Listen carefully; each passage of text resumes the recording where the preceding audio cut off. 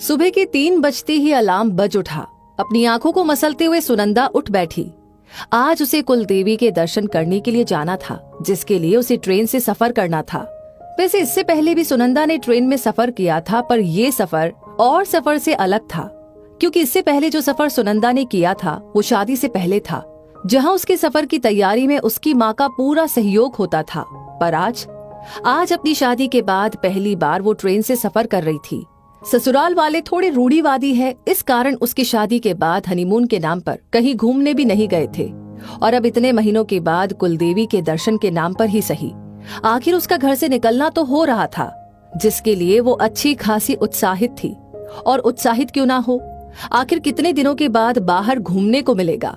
मन में बार बार यही आ रहा था कि कुलदेवी के नाम पर ही सही, पर विवाह के बाद दर्शन करने की जो प्रथा बनाई गई है बहुत ही अच्छी बनाई गई है। नहीं तो बहुएं बेचारी एक बार घर में घुसे तो बाहर निकलना ना होता। पर जाने से पहले उसे बहुत से काम निपटाने भी थे। जाने की तैयारी पिछले 2 दिन से कर रही थी, पर ये तैयारी थी कि पूरी होने का नाम ही नहीं ले रही थी, क्योंकि उसे अकेले थोड़ी ना जाना था। साथ में पतिदेव जलज, सास कामिनी जी, ससुर केशव जी भी साथ थे, तो जाहिर सी बात है उनकी जरूरतों का सामान भी सुनंदा को ही ध्यान देकर रखना पड़ा होगा। अब कहने को तो कामिनी जी की पैकिंग 2 दिन पहले ही हो गई थी, पर उसमें भी सब कुछ तो सुनंदा को करना ही पड़ा था। अरे बहू ये सामान देना तो, अरे जरा वो सामान देना। वे तो पलंग पर बैठी बैठी सिर्फ ऑर्डर दे रही थी। भाग भाग कर तो सुनंदा को ही सामान रखना पड़ रहा था। कई बार सामान रखवाती तो कई बार निकलवाती भी, और फिर भी तारीफ खुद की ही। देखा, सबसे पहले मेरी ही पैकिंग हुई है।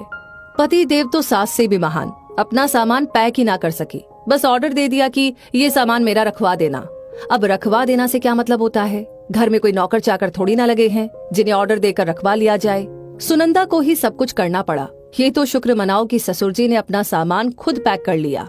कल शाम को ही कामिनी जी ने बताया था कि जाने से पहले सूखा नाश्ता तैयार कर लेना, कुछ हम सफर में ले जाएंगे और बाकी यहाँ देवर ननद के लिए छोड़कर जाना पड़ेगा। बेचारे दोनों खाने पीने के लिए परेशान होंगे, आखिर हम 4 दिन के लिए बाहर जा रहे हैं। सासू माँ की चिंता देखकर एक बार तो हंसी छूट गई।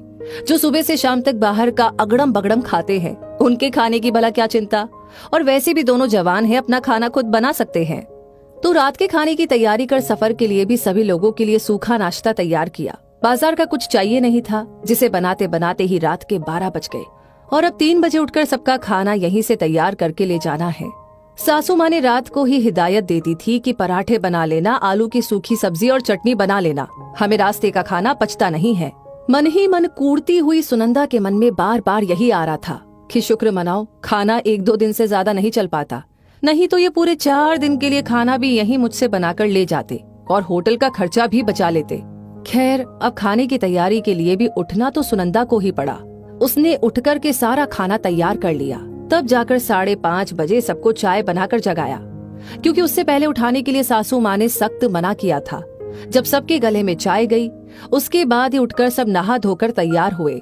उसमें भी 10 चीजें सुनंदा से ही पूछी जा रही थी। ये सामान कहाँ रखा है, वो सामान कहाँ रखा है, पापा जी की दवाइयाँ रखी कि नहीं, अरे गैस वैस सब चेक कर लिया है ना, और लाइट की स्विच भी चेक कर लो। जैसे पता नहीं शादी के पहले कौन आकर के चेक करता था। और वैसे भी सब कहाँ जा रहे हैं, घर में ननद और देवर तो मौजूद ही है। खैर, सब कुछ होने के बाद आखिरकार एक बहू यानी कि सुनंदा अपने सफर के लिए रवाना होती है। अरे नहीं, एक बहू के लिए सफर इतना सा ही नहीं होता है। अभी तो ट्रेन में कई सारे सामान जो भूले होंगे, उसके लिए तो बहू को ही सुनना है।